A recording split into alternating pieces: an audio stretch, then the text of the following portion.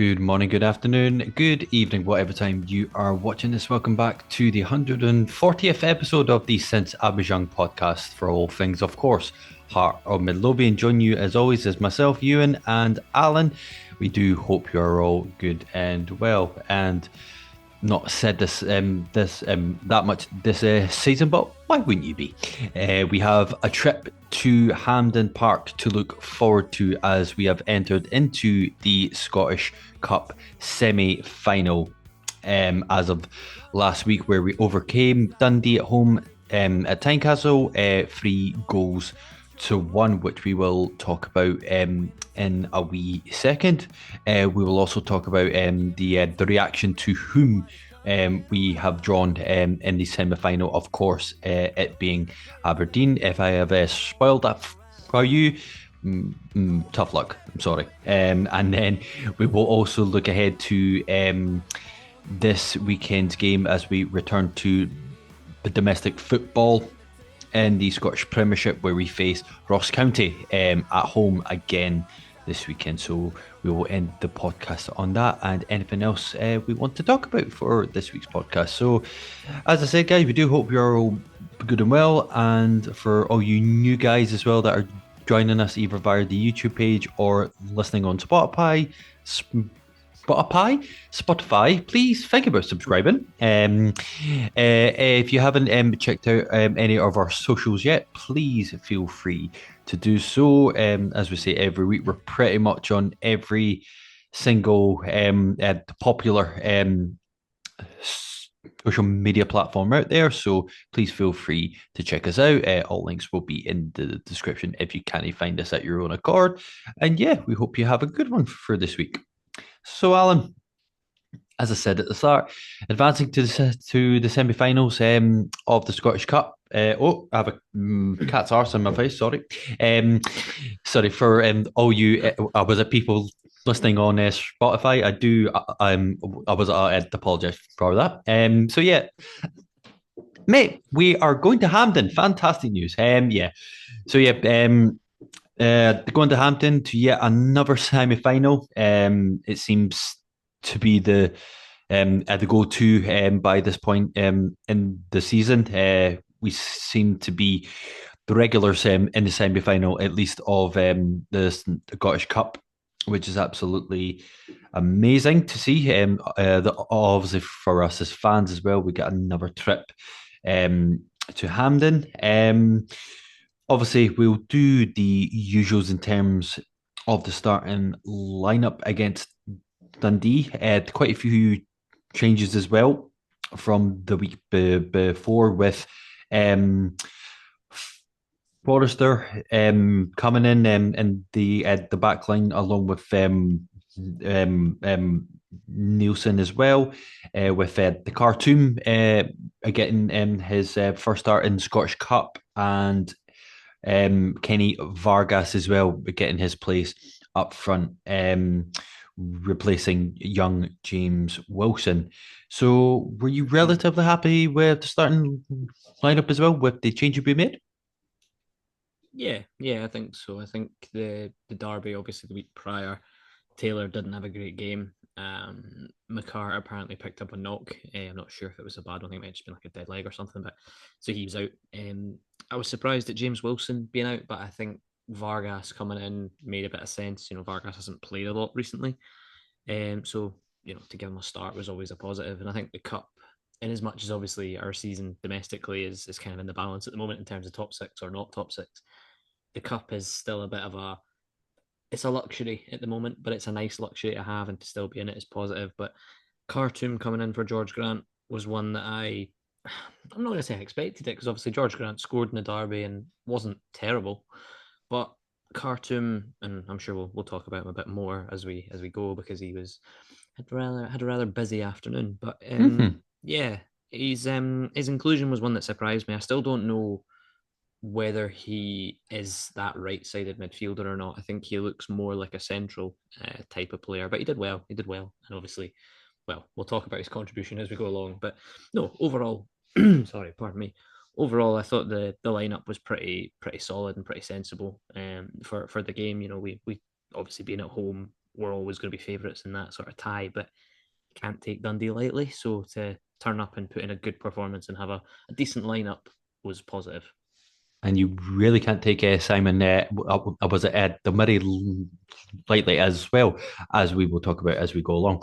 But yeah, but coming back to your point as well about Kartum, like, with some of the posts that I'd seen about him after the game as well, like, there was a large number of fans that suggested that he would maybe fit better, as you said as well, in that kind of number 10 role, currently where Shankland is at the moment. You know, perhaps obviously with Shankland more and more looking likely to leave at the end of the season, who knows, maybe that's the role that he could take up to maybe have a bit more, like, was it the free roam to, like, to be like a bit more of that, was it the creative attacking, like, mid fielder as well. But yeah, I do agree with you. He did have a delightful game, which we will talk about just now. Yeah, I'm not even going to talk about this start of the game. I'm going to get straight to the goal because it was absolutely pristine. It was a beautiful finish by Kartum.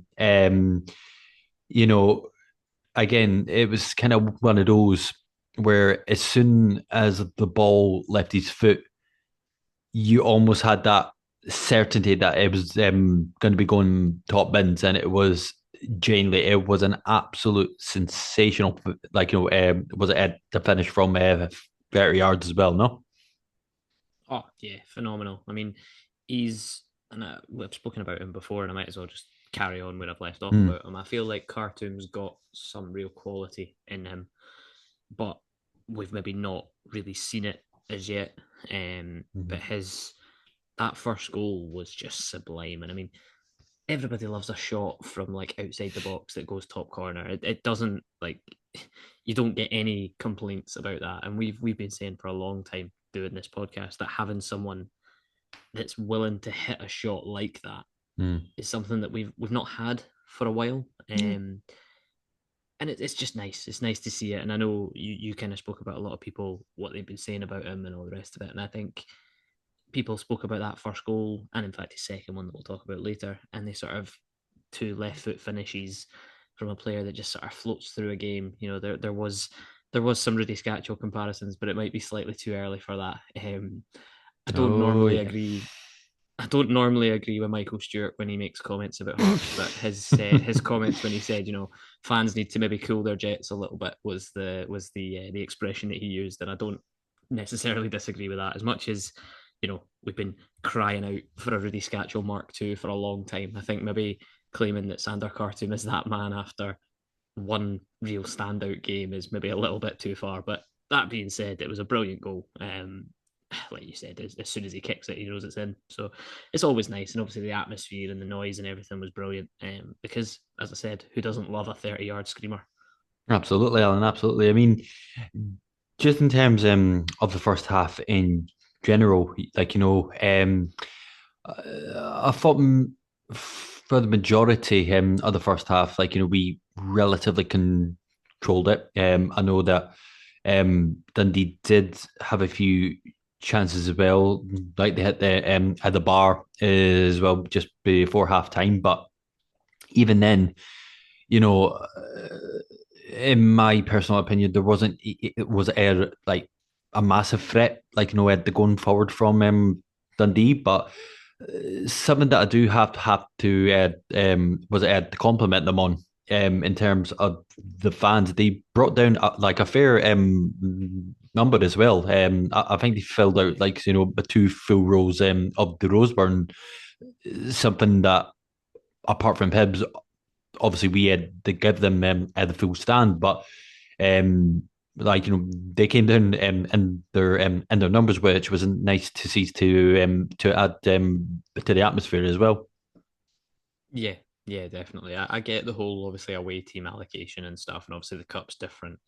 Hibs have spent all week talking about taking 7,000 fans to Parkhead. Obviously they lost, but they scored a goal because they took 7,000 fans. But yeah, it's nice, and it added to the atmosphere. It added to the kind of the way the game was. And you're right in terms of I don't think Dundee really offered all that much. They had the main chance was obviously right before halftime when the boy hits the post. I mean, if that goes in, it's a different game. Yeah. So we're a wee bit lucky that he managed to hit the post rather than score. But yeah, the fans definitely added something to it, and it's nice to see that because, as I say, I understand the allocation situations with the Celtic and the Rangers, and obviously we give Hibs the full stand, as you say, but it's nice when there's more away fans because it generates something. I mean, peek behind the curtain. I was away over the weekend. I went down south. I went to watch York City against Forest Green. I was down in York for the weekend, and Forest Green took 300 fans in a stadium that was about 7,000, and it was as if they weren't even there.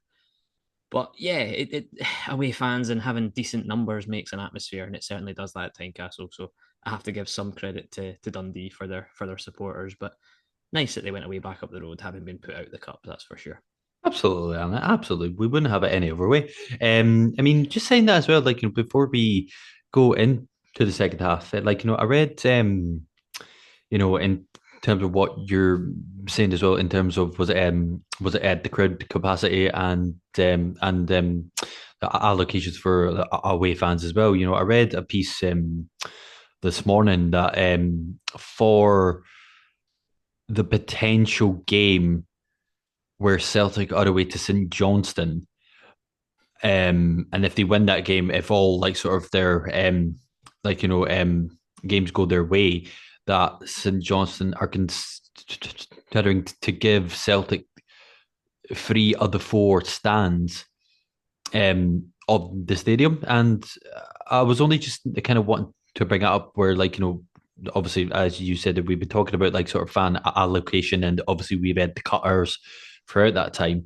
Do you think it's obviously down to St Johnstone and what they want to do, but just from a neutral standpoint, do you think that's right for you to offer three of your four stands to the away team, even if it's just based on the financial decision alone?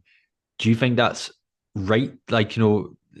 To give what like sort of was it a image that gives like giving your full free bands away to the away team?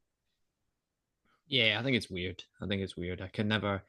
I wouldn't imagine being a supporter of a side that does that. But then at the same time, I mean, football, as much as we want to talk about it, is a business and clubs need to make money. And St Johnstone will be looking at that and going, we can make money. So, Mm. that's probably why that decision's been made. But certainly to me, it hands Celtic more of an advantage than they need. Yeah, The yeah, they're going to be favourites for that tie regardless. They're favourites to win the trophy because they're an old firm side that's still in the tournament.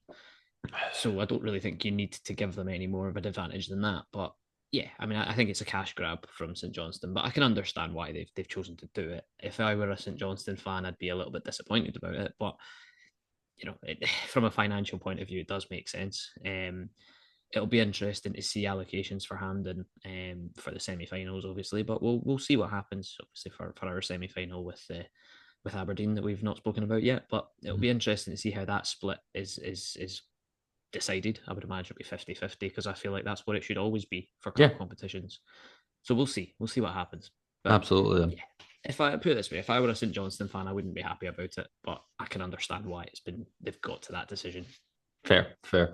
Getting back to the game as well. Obviously, it wasn't the best start going into the second half, but again, you have to give Dundee the credit as well with quite a decent header from their captain Shaughnessy, who had came back from quite a long term injury as well for Dundee. Um, yeah, to be honest, I couldn't have any complaints about the goal. It was quite a decent header, but it certainly got them Dundee the right back in to the tie as well, which made for quite an average second half as well. No, Yeah, I think we. we struggled at that point, and Dundee capitalised. It was probably the one point in the game where I didn't feel like we were in complete control. Was when they scored. And yeah, it's a decent header. It just wrong foots Gordon, and yeah, you can't miss it from there. I initially thought when I watched it back that the ball was out of play when the boys crossed it in, but he manages to keep it in. It's like that Celtic Hibs goal from previously. So yeah, it was annoying because obviously at 1-0 up, you're thinking, right, let's go on and take this. And obviously we are talking about getting a reaction after the derby. You're talking about wanting to bounce back, and a cup tie being the perfect way to do that. And at halftime at 1-0, you're looking at it going, we maybe should be further ahead. Vargas has a Mm. chance. I think Shanklin had a chance in the first half. So that there were chances for us to go further ahead. And then obviously, right at the start of the second half, well, right at the end of the first half, Dundee have that warning off the post. And then the second half, they score right at the start of it. It kind of flattened things again. Like, we're talking about atmosphere, we're talking about mood amongst the supporters. And it maybe does give you that sort of, oh, here we go again. There's that unnerving of, oh, we've conceded, right? Here we go. This is how it's going to go. We were ahead and now we're not. It wasn't the best way of starting the second half, but thankfully the response wasn't bad either. Absolutely. I mean, coming to one of the was it the arguably the talking point of the game was the potential red card for Dundee centre back Silla, where in the counter attack that was it the Kenny Vargas had the darted. He was taken out essentially by Silla, who was the last man on the up the park for Dundee. And then it breaks to the Kabangu, who unfortunately at the last second was tackled, which forced us for a corner, and failed to to capitalise on the chance. Now, obviously, I'll let you have your like opinion on it, Alan. But in the context of the run of play and what actually happened, I think it was the right decision to give him a yellow card. And for all you Spotify fans listening out there, Alan is gritting his teeth. So we'll let you have your say in a second. But personally, I think if Vargas is taken out and there's not a goal scoring opportunity there, yeah, absolutely. Like, was it the red card all day? But the fact that the referee has let play go on because we still have a goal scoring opportunity, and to bring it back and still be at least booked, like I could totally it would be the other way around where if we did stop um like the counter attack and then he got sent off, fans would be like, oh, like, why did you stop it? Like, we was it had a goal scoring opportunity. So I think in terms of the balance, we still got our goal scoring opportunity. Granted, we failed to capitalize on it, but I feel you know in the context of things, I personally think that the referee made the right call. That's fair. I think it's a red card all day long. So Of we're course, it's a red card, but in the context of we still oh no, got like our chance to try to go and try and score, and then yeah. bringing it I back for him think to actually be booked. I think that is quite fair. I think the way the referee handled it was right. I think he Hmm. did the right thing, playing advantage, etc. But the fact is that Kabangu doesn't score. So to me, Vargas is wiped out on halfway line, pretty much. Like Hmm. that's I get what the referee did. I get he played advantage, and I get that Kabangu gets to the end of it and has a chance, and that's fair enough. But Silla was the last man. It's a red card for me. Like I don't. Hmm. I would.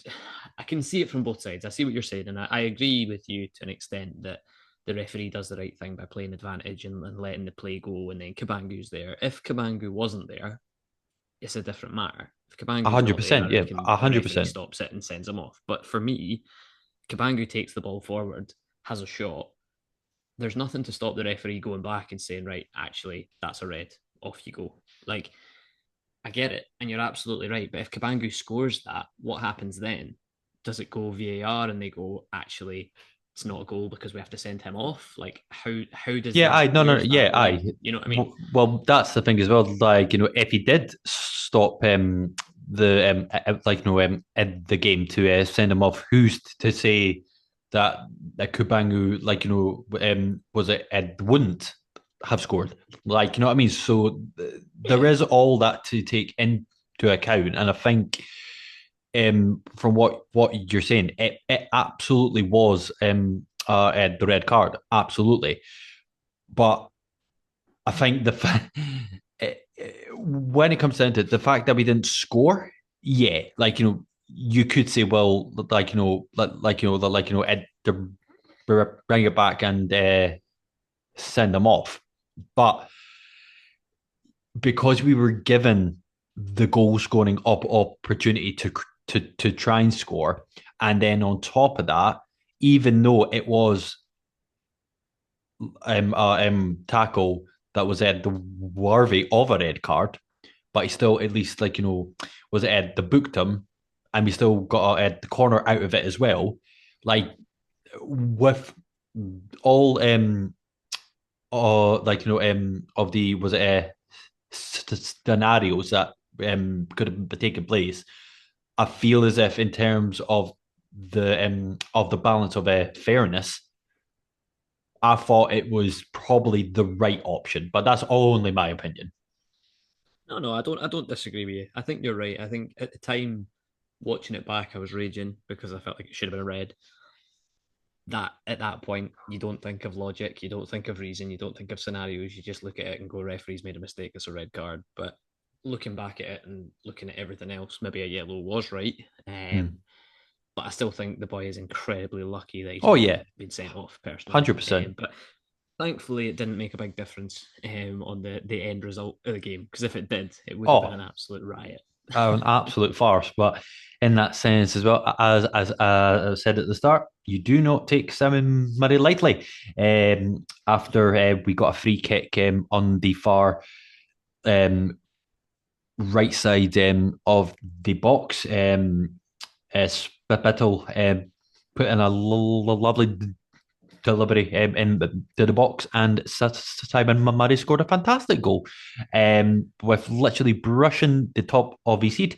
Um, for the times that I watched it back when I was at the watching it live, I kept trying to see that if it did actually scuff his head or if it was just a really good was it a free kick, but I don't actually know if it was put down officially as an own goal, because I think when I was listening to um Laurie, I think he said that it was a Spittle was it goal, but like none the less it was all fantastic. Was it the free kick to get us the back in front? Yeah, yeah, massive. I think I just quickly checked it there before dropping my phone on the floor.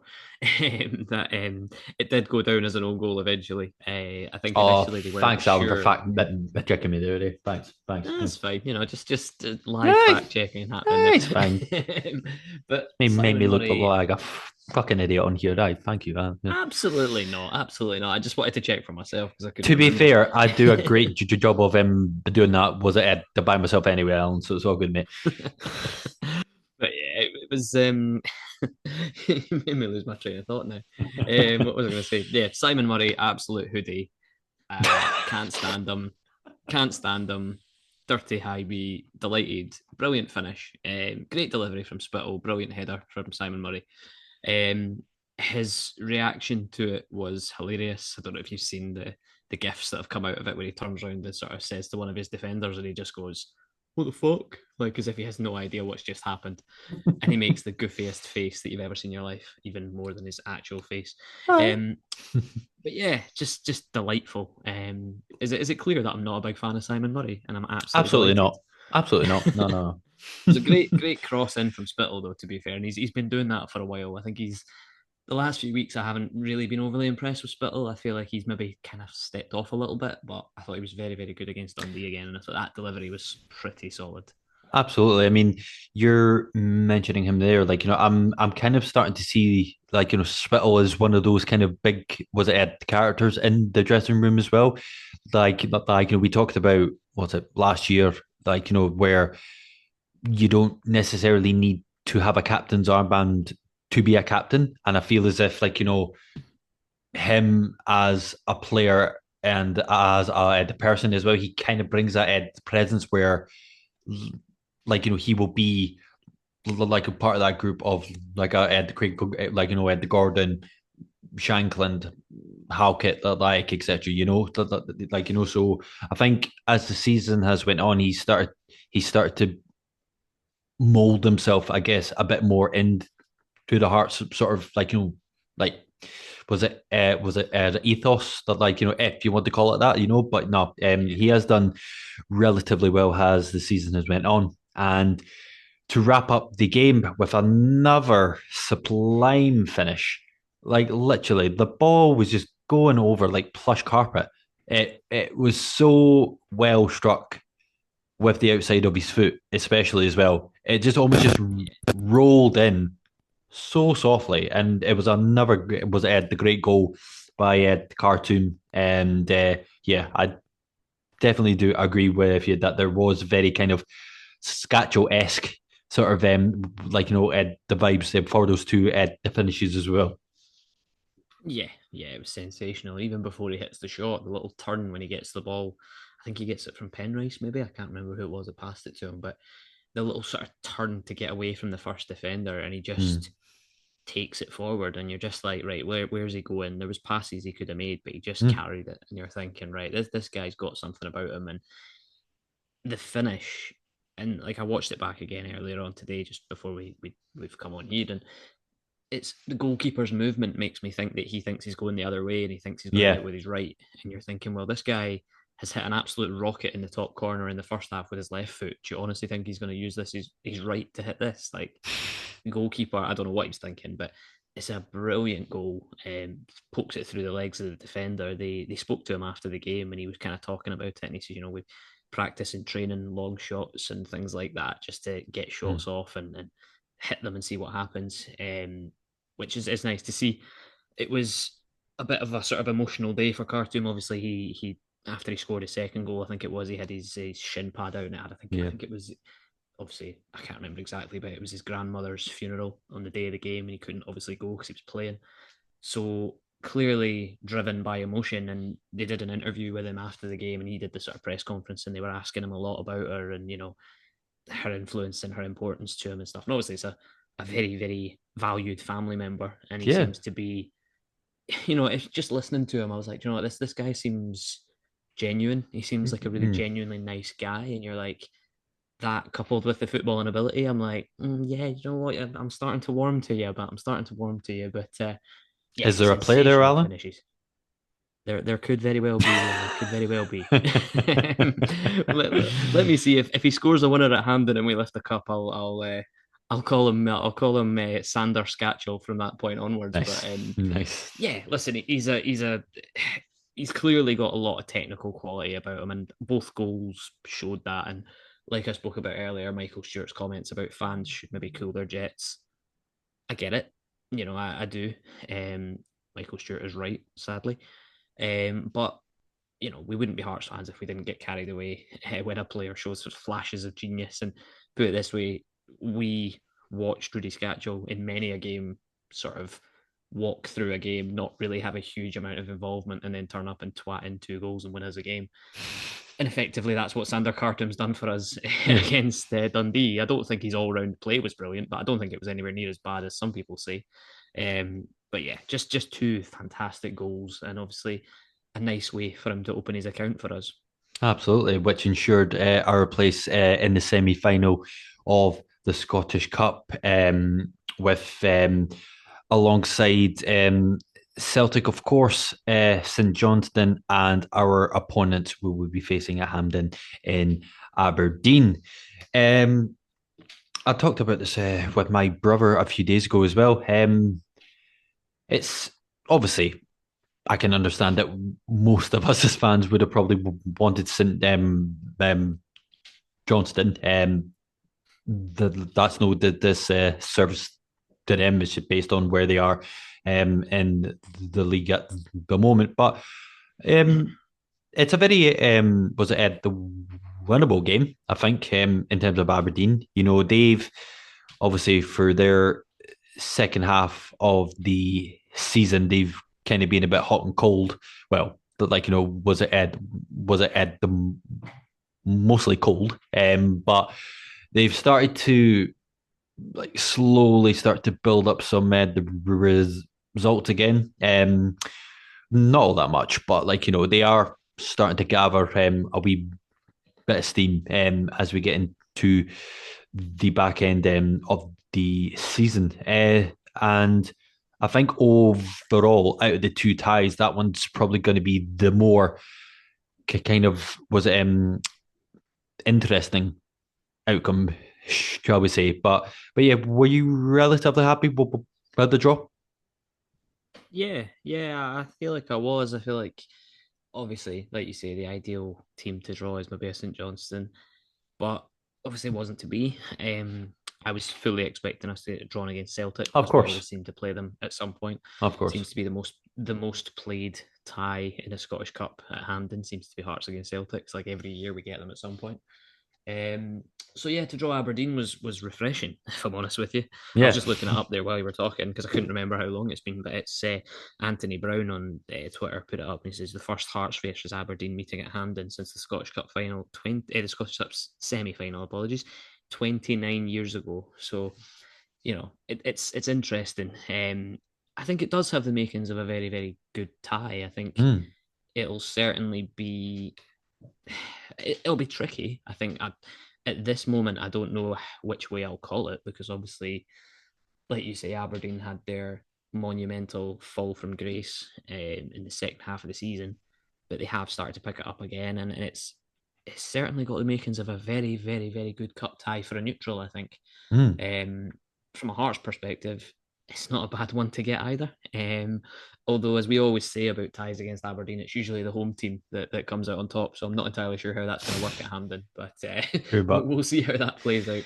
yeah, no, I think in terms of the teams assembled and comparing the stature between the two clubs, I think in a lot of ways, both Hearts and Aberdeen are relatively similar in some ways as well. Obviously, we always say that every time they come to at the time Tynecastle, we tend to get one over it, and then the opposite way tends to happen when we go to Pataudry. And I think both sides in general for quite a number of years as well tend to be quite was it even if that makes sort of any sense as well. So I think as you said it will have the makings of a good semi-final as well, and hopefully our route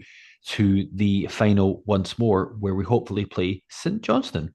Well, since we're still on the topic of the Scottish National Stadium, I believe the congratulations are in order for Scotland's upcoming Nations League game against Greece, with the call-ups from the Heart squad, which include, of course, Scotland's number one, Craig Gordon, and on the other end of the age scale, young 17-year-old James Wilson has also been called up to the squad in the preparation for that tie, leaving out striker Lawrence Shankland as well. Now, you sent me a post a few days ago, Alan, which has literally added 10 years on mentally to my life.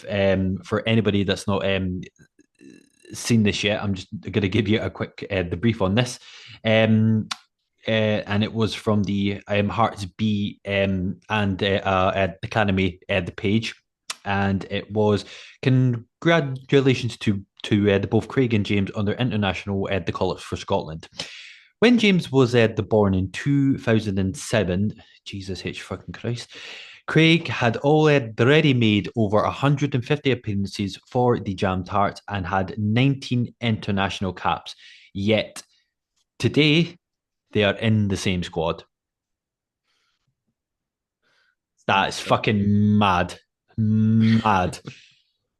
Uh, It's aye, crazy. I don't even know what to say to that, but nonetheless, I think it just shows how much of a good season that this young man has had, and I'm sure that you'll agree in the same sentiment. Absolutely deserved as well for the young man. Yeah, massive. It just shows you what like can happen. We Yeah. were very, very close to James Wilson not being at Hearts this season, Mm-hmm. and he gets kept on because he gets promised first team football, and he's obviously delivered.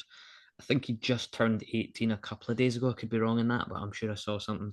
A post that he turned 18. I think the club were wishing him happy birthday. But even so, Mm-hmm. like it's absolutely mental to think like at the end of last week you're turning 18, and then at the start of this week you're called up for your country, and not just under 21 level, like first team squad level. It's Mm. it's nuts. But fair play to Steve Clark. It's not something I would have expected from him, to be No. honest. He's not the sort of manager that would turn to youth, but fair play to him for that. But again, I saw somebody post something and it's absolutely nailed it. If somebody had said to me at the start of the season or this time 18 months ago that there'd be a Scotland squad that would have a Hearts goalkeeper and a Hearts striker in it, I think Craig Gordon would be the nailed on answer. But I don't think anybody would have suggested James Wilson. No. I think the ball would have firmly been in the Shanklin court, but it just shows you how things can turn and how things can change. And, I don't think anyone can. Obviously, in our last episode, we went a bit in on Shanklin for his Derby performance, and I don't think that was undeserved because it wasn't good enough. But obviously, Steve Clark's looked and went, do you know what? You've not done enough, and Yeah. maybe Shanklin needs a break, maybe he needs a rest. But yeah, Shanklin doesn't deserve a call up. James Wilson does, and again, I never thought I'd hear myself say that, but No. he's a kid that seems to have a very well-rounded head on his shoulders, and he doesn't seem to be getting too far ahead of himself, which is Mm. another attribute that I really like about the kid. He seems grounded and sensible, and that's a massive, massive positive. And hopefully, we can keep him at Hearts for a rather long time. Absolutely. I will just to point out again, a massive shout out to both Craig Gordon and James the Wilson for getting their Scotland call ups for the Nations League game Even Gordon at against Greece. No, I was just going to say, even Gordon at 42 deserves praise as well. Like he's He still the can best play goalkeeper that Scotland's got. he can play for however long he wants. I will not have an issue with that, not at all. And now we turn our attention to the last part of the podcast, where we're back to domestic football against Ross County at home, of course, at Tynecastle. Once again, I don't particularly need to say it, but massive game, big game. Again, another chance to put ourselves in the contention to get back into the top six. I believe that Ross County are only sitting a point behind us at the moment, so right on our tail. And I believe it was yourself that said, Alan, that they've won their last 3 out of 5 games, which is actually not a bad restart there for Ross County. So, do you think it could be a bit of a nervy one, or the fact that we're at home, gives the more chance that we'll take away all 3 points and we'll increase that gap between us and Ross the county, and with the overall chances of getting into the top six. Yeah, I think it'll be a tough one. I think Ross County are one of those sides that they actually play quite decent football. Don Cowie's actually got them doing relatively well. So, fair play to them. They always seem to be a team that we kind of not struggle against, but I just looked it up there while you were doing your bit. In the last few games, there've been a lot of draws in there or narrow wins. Ross Mm. County beat us 2-1. at the start of the season. Well, in March it was last year, 2024. So yeah, but then we've had a couple of draws against them. We drew 1-1 the last time they came at Tynecastle in September, and then obviously we went away just after Christmas Don't at even Dingwall, and remind me of that game. That's ridiculous. yeah, we Don't won't even. we won't talk about that. We Thank won't talk you. about that. I'd almost forgotten about it, and then I looked up the last scores, and it all just came flooding back to me. So we'll move on swiftly. Thank you. But yeah, I think it'll be a scrappy one. I think it'll be a tough one, but I do feel like we obviously we had our momentum of our winning run before the derby. Then obviously that's come to a halt, and now we have to start again. We did all right against Dundee to get through and to win. Were we brilliant? I wouldn't say we were at our free flowing brilliant best, but we looked a lot better. Hmm. So hopefully the next step is County, and like you say, they're very very close to us in the table. They're only a point behind us in eighth place. We're in seventh. Motherwell play St Mirren on the same day, so Motherwell obviously a point ahead of us, and St Mirren on 34 points. So it just shows you how tight it is that that game could be just as important as our game in terms of where we'll be come full time on Saturday. But I will back us to do it because I always do at Of home. course. Um, I don't think it'll be easy. Like I say, I think County will make it tough. I think they're going to be scrapping trying to get top six as well because it's not away from them yet. No. So yeah, it could be a very, very, very difficult game. But Um, I do feel we've got enough about us. yeah, I do agree with you. I think it could be a bit of a scrappy, spicy game. I think. You know, I reckon I wouldn't go as far as to say that it could be like as you said in terms of Ross County's results for it the last wee bit. Like it might be a very narrow win for either side, but I do think obviously being at home as well. I think that'll let give us the edge to crack on. But we would love to hear all your thoughts for this weekend's game against Ross County as well. What are your thoughts in drawing Aberdeen in the cup as well? And do you think was it Xander Kartum could be the new Rudi Scatchell? We would love to hear all your thoughts on that. And the continue the Michael Stewart. If you want to come on one time, please don't. Absolutely not. But yeah, thank you very much for all of you guys for tuning in. Whatever platform you are at the watching slash listening to is always greatly appreciated. And once again, if you haven't subscribed to any of the audio or the viewing channels as well, please feel free to subscribe and to visit any of our social platforms. Please give us a wee like and the follow on that. It would be massively appreciated. So for everyone going to the game on Saturday, we do hope you bring back all 3 points and hopefully a spot in the top six for the time at the being. So from myself and Alan, we do hope you enjoy the rest of your week and we will see you in the next one. You all take care. Bye for now.